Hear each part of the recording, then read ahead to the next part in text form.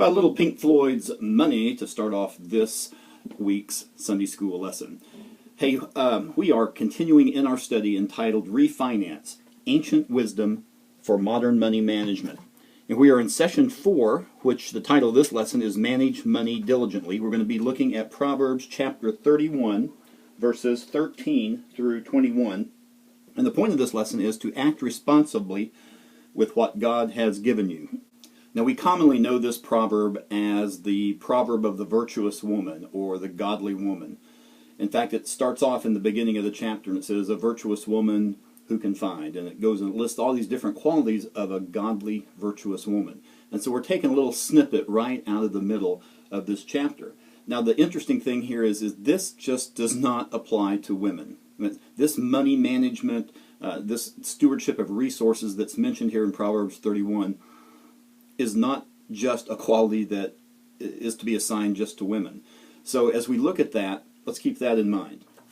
So I've made some notes in the student guide or the learner guide that I'm just going to kind of look at as we go through here. Now let's remember when we're going through the lesson to refer back to that main point. And the main thought of the lesson is to act responsibly with what God has given you. So it's not just a money thing, it's a stewardship thing. Whatever God has entrusted you with, we need to act responsibly with. So let's keep that point in mind as we go through the lesson. We've got about 9 verses here out of Proverbs. And we see as it talks about this virtuous woman, of course, which we can apply to all people. It talks about her in verse 13, selecting wool and flax and works with eager hands. On down in verse 15, she gets up while it's still night and provides food for her family. Down in verse 17, she sets about her work vigorously. Her arms are strong for the task. So here we see to act responsibly with what God has given us, to be that good steward, we don't need to be lazy. We need to be, strong with our work. Let's get in it and work hard. And of course, that ties back to last week's lesson. And it's always good to make those arches back to the previous week's lesson. Then we look here in verse 16, it talks about her considering a field. It talks about wisdom here. She's considering a field, weighing the odds, weighing the options here, and buys it. Out of her earnings, she plants a vineyard. So here we're talking about buying for investment. She's just not buying the land for a playground. She's buying it to plant a vineyard. It then in turn is going to produce more money, and she's going to be making money. It's going to be profitable in the long term. So that's another thing to think about as we invest, and where the money God has given us, the resources God has given us, is to be invested for a longer term, not just to be used up for the here and now. And I think we talked about that last week as well. This also reminds me of Matthew 25, verses 14 through 30, where it talks about the man who, or the rich owner who gave his different servants different amount of money, and he came back after a while and found that one had doubled. His 5 turned into 10, the other 2 turned into 4, and the one that he had given 1 talent to, or 1 bag of gold, he had buried it in the ground because he was afraid of his master, and the master came down really hard on him. So it's just another thought that you might want to bring in here, that when God entrusts us with something, we're just not to hold on to it and hoard it, but it's to be an investment.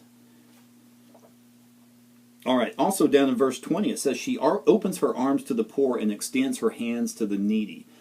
You see, to be a good steward of what God's given us, to act responsibly with what He has entrusted us with, we also need to think about those who are less fortunate. We need to be generous with our money as well, because when God blesses us with resources, whatever that is, could be intelligence, could be money, could be time, whatever those assets are that we have, it's not necessarily just for us. We're to invest those in other people. We're to help those in need.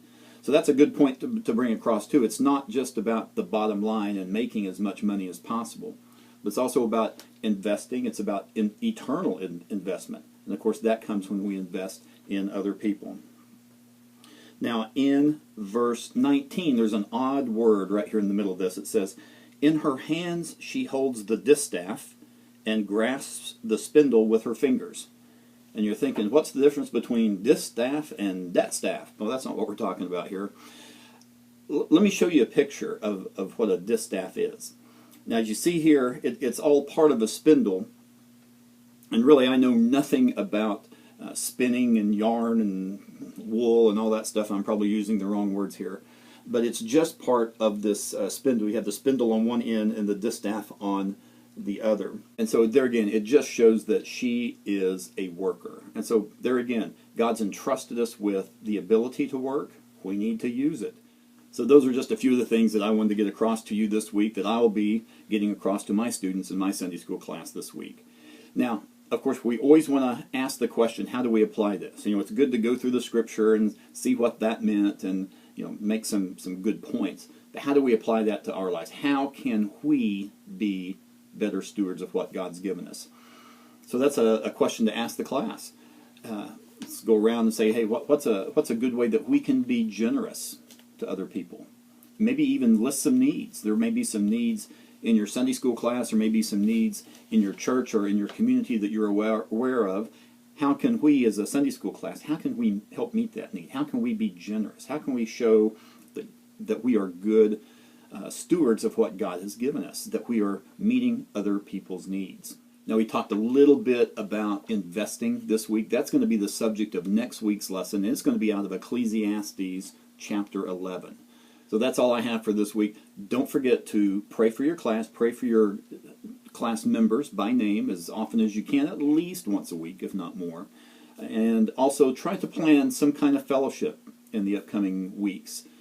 It's just a good way to get together outside of the Sunday school class. You know, when we're together in class, there's something about being in the church classroom that we say that we're going to be open with people. We say that we're going to share life together, and we do a little bit. But there's something about being in that class in our Sunday clothes that we have a little bit of a mask on, and there's something about being outside the classroom, about being in a person's home or at the bowling alley or wherever, where people are a little looser. They've let their guard down a little bit more, and they actually are a little more truthful with what's going on in their lives.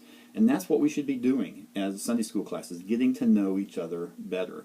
Eating together, for some reason, it just seems to bring that out. We seem to enjoy that. So anyway, plan some kind of fellowship, some kind of party.